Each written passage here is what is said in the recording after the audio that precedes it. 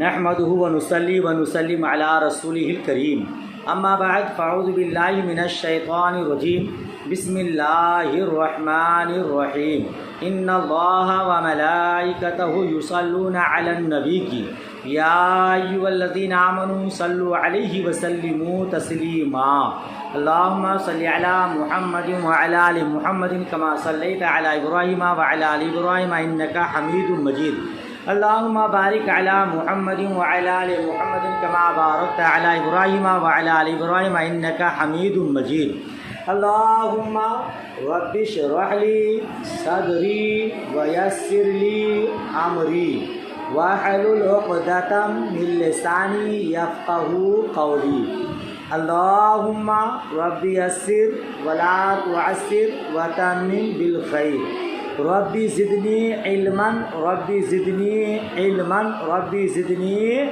علما اللهم افتح علينا حکمتک ونشر علينا رحمتک یا ذا الجلال والاکرام بسم اللہ الرحمن الرحیم کتاب الاحکام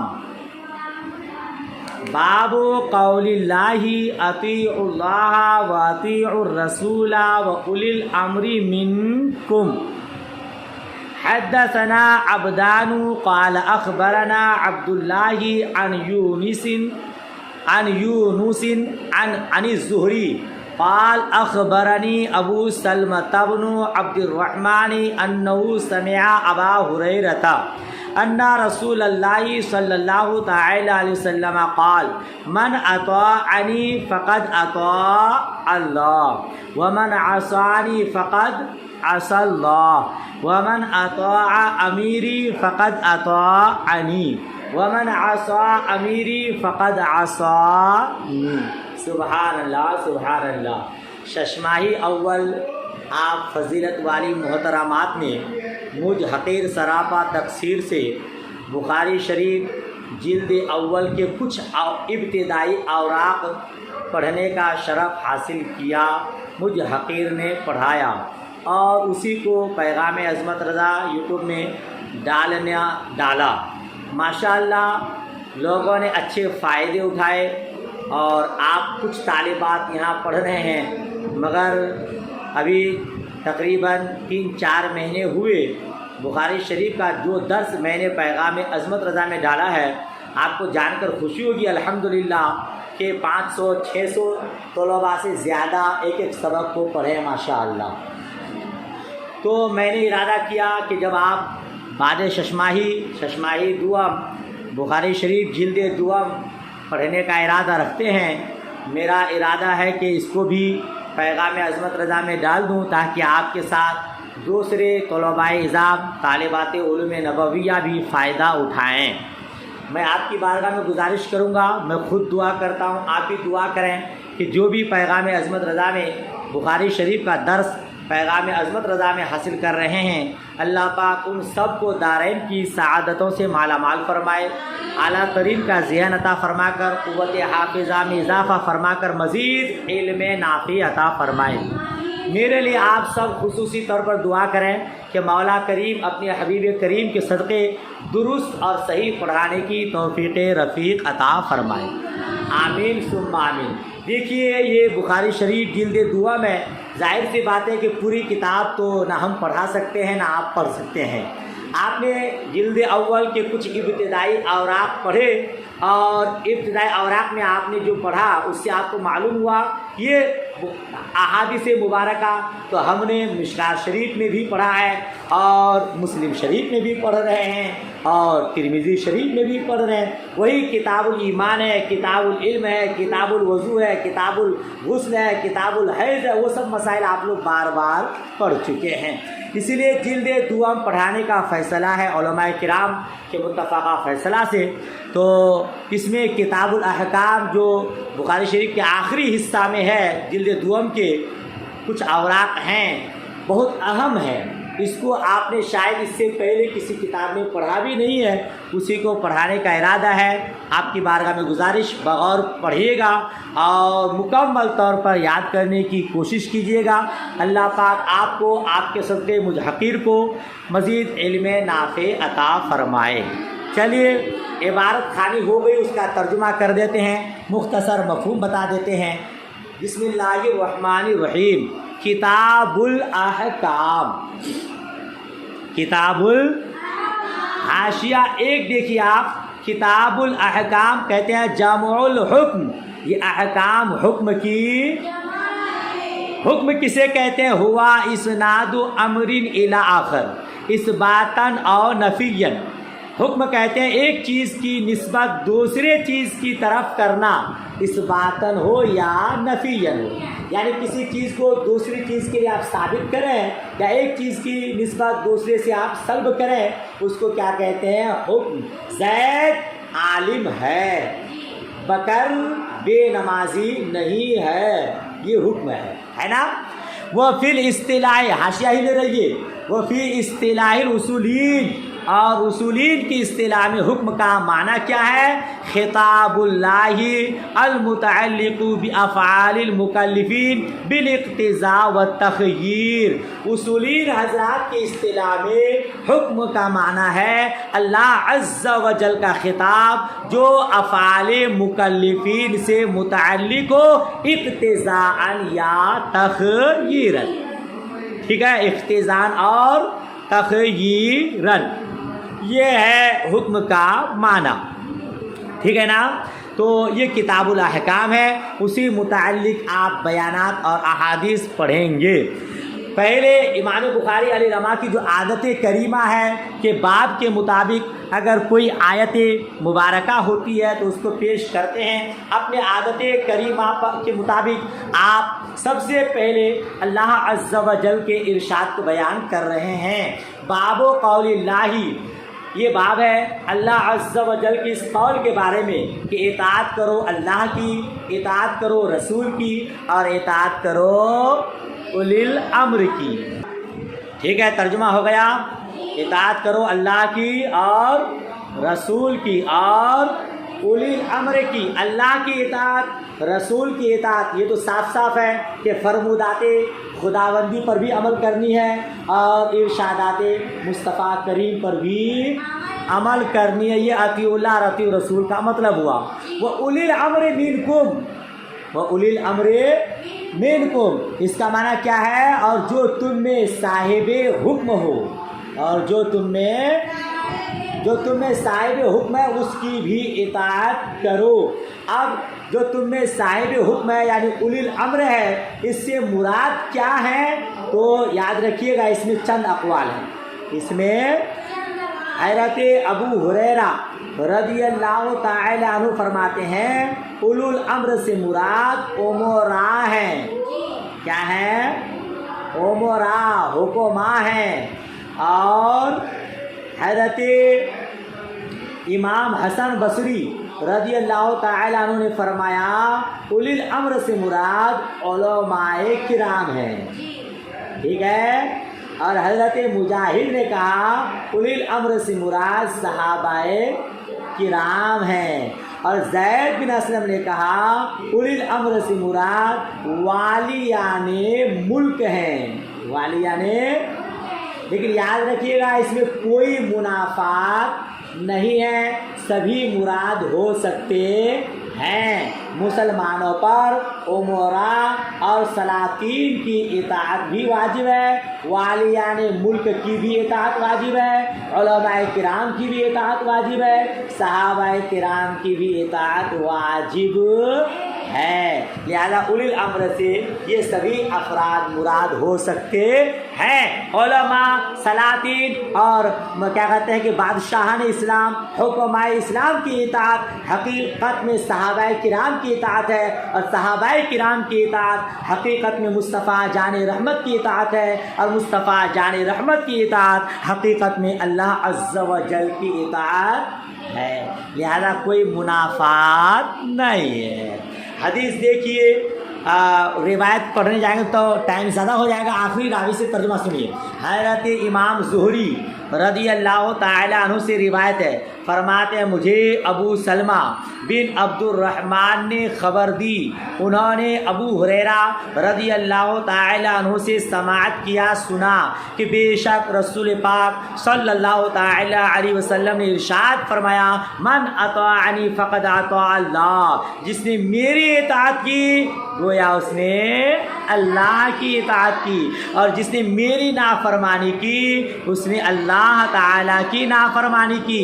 ومن اطاع امیری, اور جس نے میرے امیر کی اطاعت کی اس نے میری اطاعت کی, اور جس نے میرے امیر کی نافرمانی کی اس نے میری نافرمانی کی. سبحان اللہ سبحان اللہ. آپ نے قرآن پاک کی تلاوت کیا ہے جگہ جگہ, ایک جگہ نہیں کئی ایک جگہ اللہ عز و جل نے رسول پاک کی اطاعت کو اپنی اطاعت قرار دیا ہے. کہیں ارشاد عالی شان ہے, میں یطیع الرسول فقد اطاع اللہ, جس نے رسول کی اطاعت کی اس نے اللہ کی اطاعت کی. اس طرح کئی ایک جگہ ہے نا.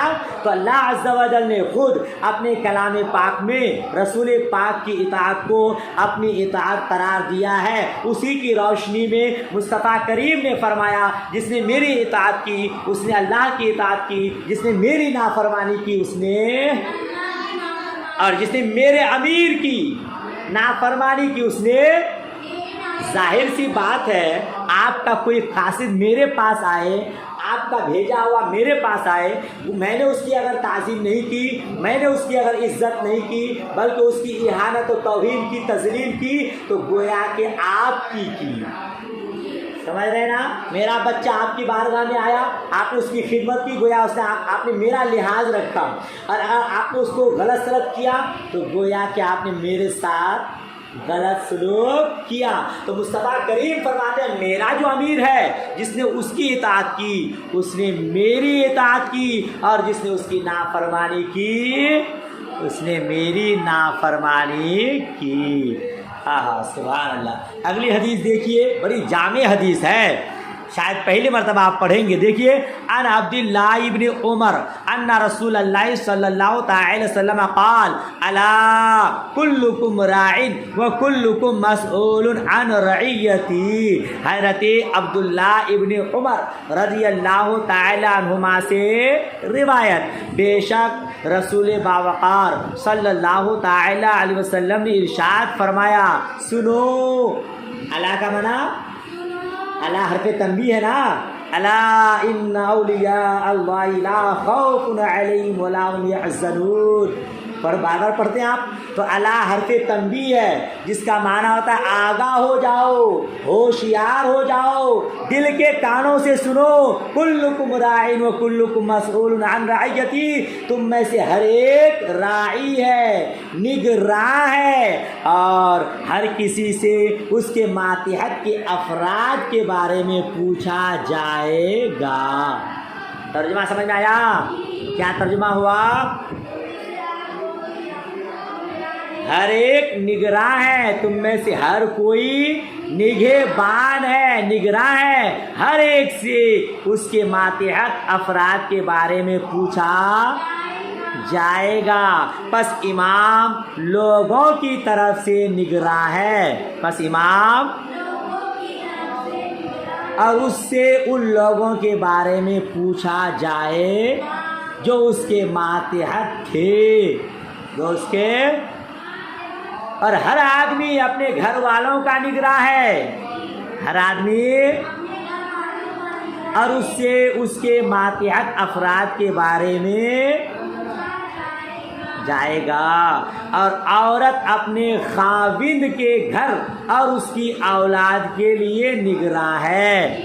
کیا ترجمہ ہوا؟ والمرأۃ راعیۃ علی اہل بیت زوجہا وولدہ وہی مسئولۃ عنہم. کیا ترجمہ ہوا؟ کے لیے نگراں ہے, اور اس سے ان کے بارے میں پوچھا جائے گا، اور آدمی کا غلام اپنے آقا کے مال کا نگراں ہے اور اس سے اس کے بارے میں پوچھا جائے گا۔ آگاہ ہو جاؤ، کیا فرماتے ہیں مصطفیٰ کریم؟ آگاہ ہو جاؤ، ہوشیار ہو جاؤ، خبردار ہو جاؤ کہ تم میں سے ہر ایک نگراں ہے اور ہر ایک سے اس کے ماتحت افراد کے بارے میں پوچھا جائے۔ سبحان اللہ، سبحان اللہ۔ اس حدیث مبارک پر اگر عمل ہو جائے تو ہماری زندگی میں 4 چاند لگ جائے۔ ہر کوئی اپنے ماتحت افراد کا نگراں ہے، لہذا ہر کسی کا خیال رکھے، اس سے اچھے کام کروائے، گناہ سے بچائے۔ اللہ عز و جل نے ارشاد فرمایا نا بھائی، قوا انفسکم واہلیکم نارا، اپنے آپ کو جہنم کی آگ سے بچاؤ، ڈراؤ، اور اپنے گھر والوں کو بھی بچاؤ۔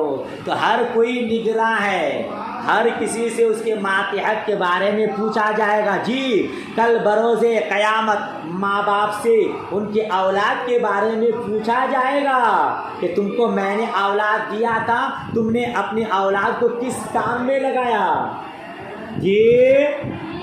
جی پوچھا جائے گا کل قیامت میں۔ رب فرماتا ہے انما اموالکم و اولادکم فتنہ، بے شک تمہارے مال، تمہارے اولاد فتنہ ہے، آزمائش ہے۔ جی صاحب ثروت، صاحب مال و دولت سے کل بروز قیامت پوچھ گچھ ہوگی، میں نے تم کو دولت دیا تھا، تم نے ان مال و دولت سے کیا کام انجام دیا؟ لہذا جو صاحب ثروت ہیں، اگر انہوں نے اپنے مال کو راہ خدا میں لٹایا ہے، ہمارے جامعہ میں امداد کر کے اس کو پروان چڑھایا ہے، ہماری بچیوں کی مدد کیا ہے، تو انشاءاللہ اگر رب نے قبول فرما لیا وہ خوشی خوشی جنت کی طرف جائے گا۔ جی اور اگر ان مالوں سے سنیما ہال کو آباد کیا ہے، ان مالوں سے ڈی جے بجوا کر نچنیا سے نچوایا ہے، تو کل اس کی پھر خبر خیریت لی جائے گی۔ ہاں ہم کو آپ کو بھی ہے نہیں ماشاءاللہ، ہم کو اللہ عز و جل نے 4 اولاد دیا ہے، اگر ہم نے اس کی اچھی تعلیم و تربیت کی، اس کو اچھے دین اسلام کی خدمت میں لگایا، تو انشاءاللہ ہمارے لیے کامیابی ہے۔ اور اگر ہم نے اس کی صحیح تعلیم و تربیت نہیں کی، وہ غلط راہ اختیار کر لیا، تو کل بروز قیامت اس کا انجام بھگتنا پڑے گا۔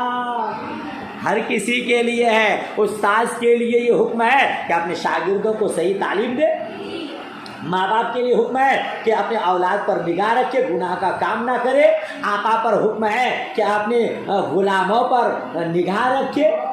سمجھ شریف میں بات آئی؟ جی مشکات شریف ہے، جلد دوم ہے، کتاب النکاح ہے، مصطفیٰ کریم کی حدیث مبارک ہے۔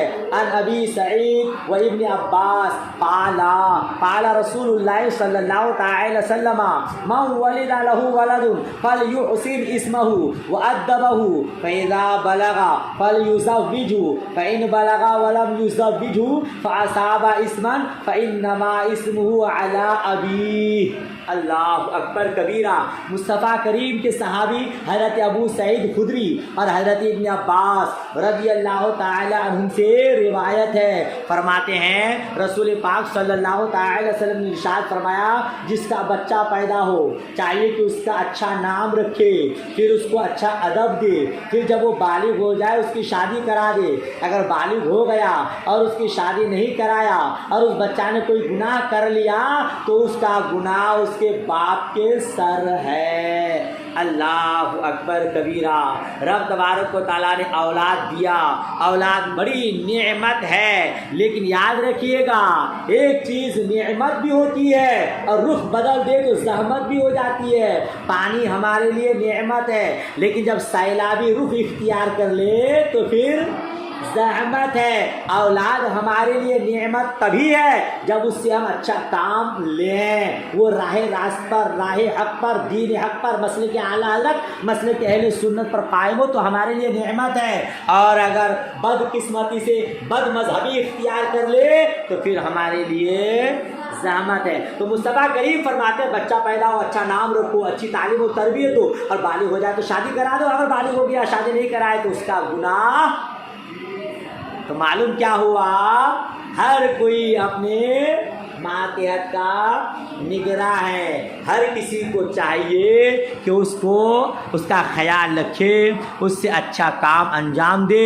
اگر اپنے ماتحت والے سے اچھا کام انجام نہیں دلایا تو بروز قیامت اس کی پرسش ہوگی. سمجھ شریف میں بات آئی؟ ماشاءاللہ. تو اپنے اولاد کی صحیح تعلیم و تربیت دیجیے گا. اللہ پاک سب کو توفیق رفیق عطا فرمائے, آمین. اگلا باب دیکھیے. ماشاءاللہ اگلا باب دیکھیے. آواز آ رہی ہے آپ لوگوں کو؟ سبق سمجھ میں آ گیا؟ ترجمہ مفہوم سمجھ میں آ گیا؟ اگلا باب پڑھاؤں؟ آپ عبارت پڑھیں گے تو شاید آواز نہیں آئے گی, میں ہی پڑھ دیتا ہوں اور عبارت کی جگہ ترجمہ کر دیتا ہوں, ہے کہ نہیں؟ باب الامراء من قریش. یہ باب ہے کہ سربراہ امراء حکماء مملکت قریش سے ہوں گے. کیا ترجمہ ہوا؟ سربراہ مملکت قریش سے ہوں گے. جی, جو حکماء ہیں, خلفاء راشدین, سب کے سب کس سے ہیں؟ قریش سے ہیں. تو باب امام بخاری باندھتے ہیں کہ سربراہ مملکت قریش سے ہوں گے. یاد رکھیے گا, سربراہ اور خلیفہ بننے کے لیے, خلیفۃ المسلمین بننے کے لیے سب سے پہلی شرط یہ ہے کہ وہ قریشی ہو. قریشی کے علاوہ کوئی سربراہ اور خلیفہ نہیں ہو سکتا. جی, ترجمہ دیکھیے. حدثنا ابو الیمان قال اخبرنا شعیب عن الزہری کان محمد بن جبیر بن مطعم یحدث انه بلغ معاویہ. حضرت امام زہری رضی اللہ تعالی عنہ سے روایت محمد بن جبیر مطعم بیان کرتے ہیں کہ حضرت معاویہ تک یہ بات پہنچی. کیا؟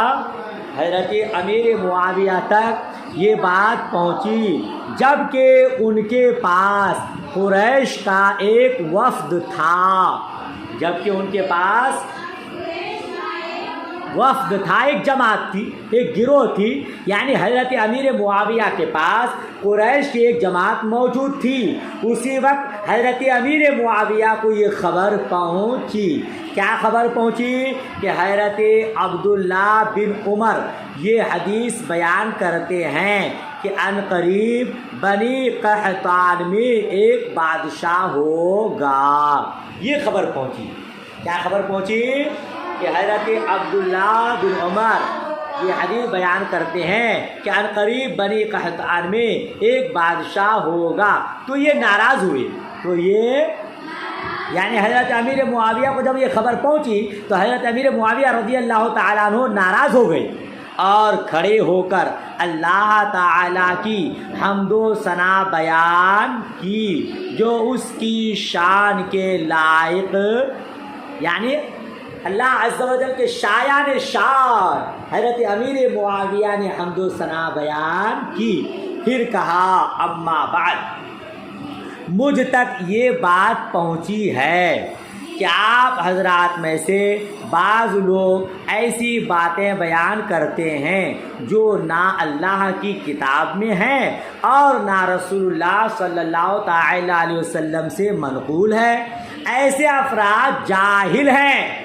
اولئک جہالکم, ایسے لوگ جاہل ہے, ارے انہیں کچھ معلوم ہی نہیں ہے, مصطفیٰ کریم سے کچھ انہوں نے سنا ہی نہیں ہے, جو ایسی بات کرتے ہیں. ٹھیک ہے, تو ایسے لوگ کیا ہیں؟ جاہل ہیں. ان کی گمراہ کن باتوں سے بچتے رہنا, کیونکہ میں نے رسول اللہ صلی اللہ تعالی علیہ وسلم کو فرماتے ہوئے سنا ہے کہ حکمرانی ہمیشہ کے لیے قریش کا حق ہے. جو ان سے عداوت رکھے گا تو اللہ تعالیٰ اس کو منہ کے بل اوندھا کرے گا. کیا کرے گا؟ ہاں, کبہ اللہ علی وجہی کا معنی ہے منہ کے بل اوندھا کرے گا جب تک کہ یہ لوگ دین کو قائم رکھیں گے. یعنی اہل قریش جب تک دین کو قائم رکھیں گے تو خلیفۃ المسلمین وہی لوگ بنیں گے، ان کے علاوہ کوئی نہیں بن سکے گا.